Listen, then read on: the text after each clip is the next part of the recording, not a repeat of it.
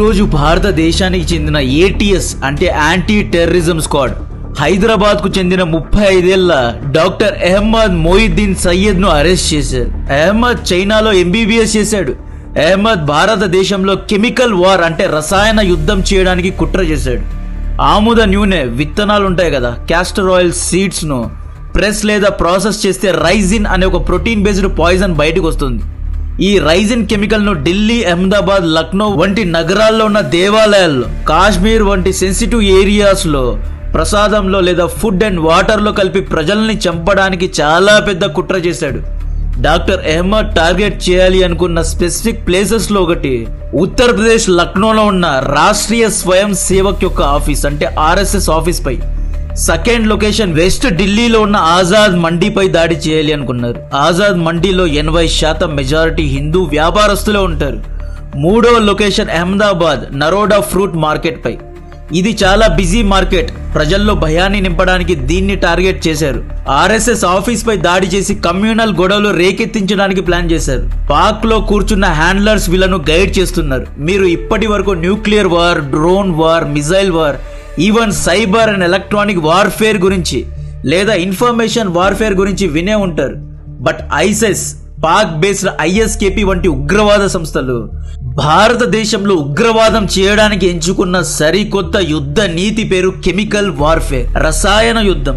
అహ్మద్ భారత్ లో చేయాలి అనుకున్న దాడి పెహల్గాం కంటే 1000 రెట్లు పెద్దది. రైసిన్ అనే కెమికల్ కు టేస్ట్ ఉండదు, ఆర్డర్ ఏమీ ఉండదు. దీన్ని ఫుడ్ అండ్ వాటర్ లో కలిపితే ఎవరికి డౌట్ రాదు. దీన్ని మనం తిన్నా కూడా ఎటువంటి టేస్ట్ ఉండదు. 1 year నుండి అహ్మద్ ఈ రైసిన్ కెమికల్ ను కలెక్ట్ చేస్తున్నాడు. ఢిల్లీ, లక్నో, అహ్మదాబాద్ లో రెక్కీ చేశాడు. పాక్ లో ఉన్న తన హ్యాండ్లర్స్ కు వీడియోస్ కూడా పంపాడు, స్పాట్ వీడియోస్ పంపాడండి. ఇతనికి పాకిస్తాన్ డ్రోన్స్ సహాయంతో అమ్యునేషన్స్ ను పంపింది. యాక్చువల్లీ డాక్టర్ అహ్మద్ 2 ప్లాన్లు వేశాడు. ఒకటి రైజిన్ అనే పాయిజన్ ను ఫుడ్ అండ్ వాటర్ లో కలిపి ప్రజల్ని చంపాలి అని. రెండోది బాంబ్ బ్లాస్ట్ వంటివి ప్లాన్ చేశాడు. ఈ డాక్టర్ అహ్మద్ ను ఎలా పట్టుకున్నారో, ఈ గేమ్ ఎంత పెద్దది అనేది చెప్తా. డిఎస్పీ అశోక్ చౌదరి గారికి ఒక ఇన్ఫర్మేషన్ వచ్చింది. పలానా డాక్టర్ అహ్మద్ మొయిద్దీన్ సయ్యద్ అనే ఒక వ్యక్తి హైదరాబాద్ నుండి అహ్మదాబాద్ కు వెళ్తున్నాడు, ఉగ్రవాదానికి సంబంధించిన ఏదో ఒక పెద్ద పార్సల్ ను కలెక్ట్ చేసుకోనున్నాడు అనే ఇన్ఫర్మేషన్ వచ్చింది. అశోక్ చౌదరి ఈ ఇన్ఫర్మేషన్ ను ఏటీఎస్ యొక్క సీనియర్ అధికారులకు అందజేశాడు. టెక్నికల్ టీమ్ ను రంగంలో దింపారు. వేరు టీమ్స్ గా విడిపోయారు. హ్యూమన్ ఇంటెలిజెన్స్ ను కలెక్ట్ చేశారు. శాటిలైట్స్ ద్వారా నిఘాను పెంచారు. ఫోన్ ట్యాపింగ్ ద్వారా రేడియో సిగ్నల్స్ ను, లొకేషన్స్ ను కలెక్ట్ చేశారు. డాక్టర్ అహ్మద్ ఫోన్ ను ట్రాక్ చేస్తే అహ్మదాబాద్ లో ఉన్నట్లు తేలింది. నిన్న అదాలత్ టోల్ ప్లాజా దగ్గర తెలంగాణ వెహికల్ నంబర్ ప్లేట్ ఉన్న బండి కనిపిస్తే ఆపి చెక్ చేస్తే లోపల డాక్టర్ అహ్మద్ కూర్చున్నాడు. చెక్ చేస్తే ఇతని దగ్గర ఒక బ్యాగ్ ఉంది. బ్యాగ్ లోపల ర్యాప్ చేసిన ఒక బాక్స్ ఉంది. బాక్స్ ను ఓపెన్ చేస్తే 2 గ్లాక్ పిస్టోల్స్ ఉన్నాయి, ఒక బెరోటా పిస్టల్ ఉంది, 30 రౌండ్లు కూడా ఉన్నాయి. దీంతో పాటు ఒక ప్లాస్టిక్ బ్యాగ్ లో 4 కిలోల క్యాస్టర్ ఆయిల్ కూడా ఉంది. వెపన్స్ ను సీజ్ చేశారు. గవర్నమెంట్ విట్నెసెస్ ముందు ఇంటరాగేషన్ ను మొదలు పెట్టారు. ఇంటరాగేషన్ లో తెలిసిన విషయాల గురించి వింటే నిజంగానే షాక్ కు గురవుతారు. డాక్టర్ అహ్మద్ పరాయి దేశానికి చెందిన అబూ ఖదీజా అనే ఒక వ్యక్తితో ప్రతిరోజు టెలిగ్రామ్ లో చాటింగ్ చేస్తున్నాడు.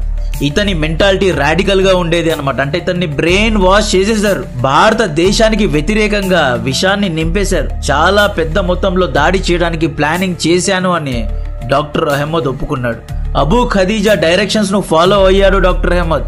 అబూ ఖదీజా ఐఎస్కేపీ ఉగ్రవాద సంస్థకు చెందిన వ్యక్తిగా అనుమానపడుతున్నారు.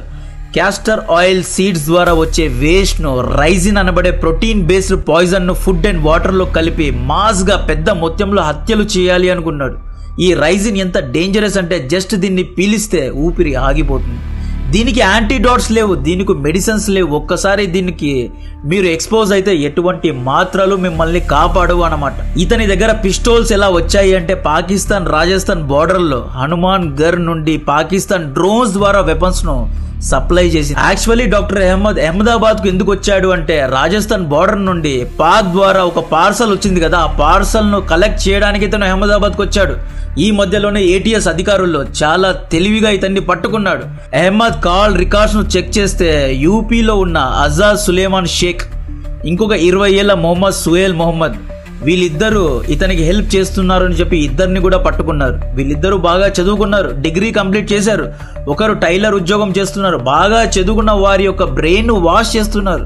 కెమికల్ వంటి అడ్వాన్స్డ్ వార్ఫేర్స్ను భారత్ పైన ప్రయోగించడానికి ట్రై చేస్తోంది. దీని వెనుక పాకిస్తాన్ డెఫినెట్గా ఉంది. సులేమాన్ షేక్ అండ్ సులేమాన్ ఖాన్ ఇద్దరు ఢిల్లీ, అహ్మదాబాద్, లక్నో ఈ 3 నగరాల్లో రెక్కీ చేసి వీడియో ఫుటేజెస్ను ఐఎస్కేపీ హ్యాండ్లర్స్ అయిన అబూ ఖదీజాకు టెలిగ్రామ్ ద్వారా పంపారు.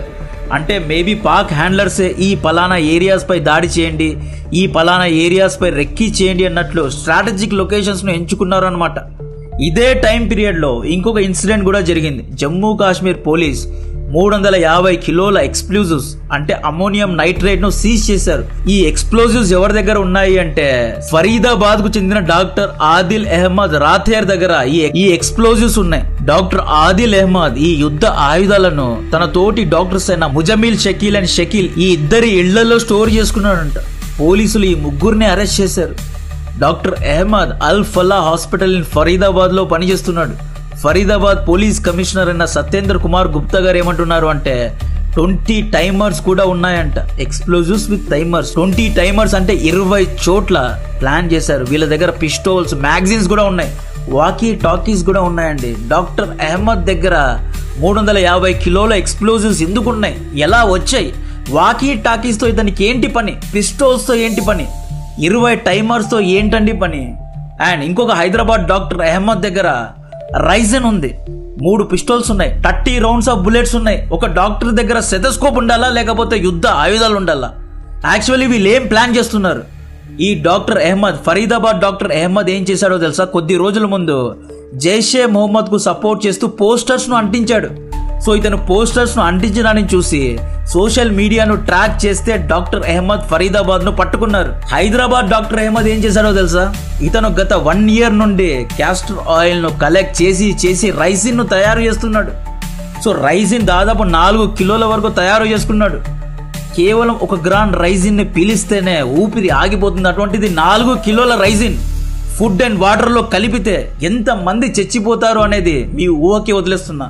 ఇతను చైనాలో చదువుకున్నాడు కాబట్టే కెమికల్స్ గురించి బాగా అధ్యయనం చేసి రీసెర్చ్ చేసి వచ్చాడు. సో ఈ విధంగా చాలా పెద్ద కుట్ర జరుగుతోంది. డాక్టర్స్ యొక్క బ్రెయిన్ వాష్ చేస్తున్నారు. ఇన్ఫర్మేషన్ వార్ఫేర్ కాదు, రసాయన యుద్ధాన్నే మొదలుపెట్టాడు. వీళ్ళేం చేశారు అంటే లక్నోలో ఉన్న ఆర్ఎస్ఎస్ హెడ్ ఆఫీస్ యొక్క వీడియో ఫుటేజెస్ ను పాకిస్తాన్ హ్యాండ్లర్ కు పంపారండి.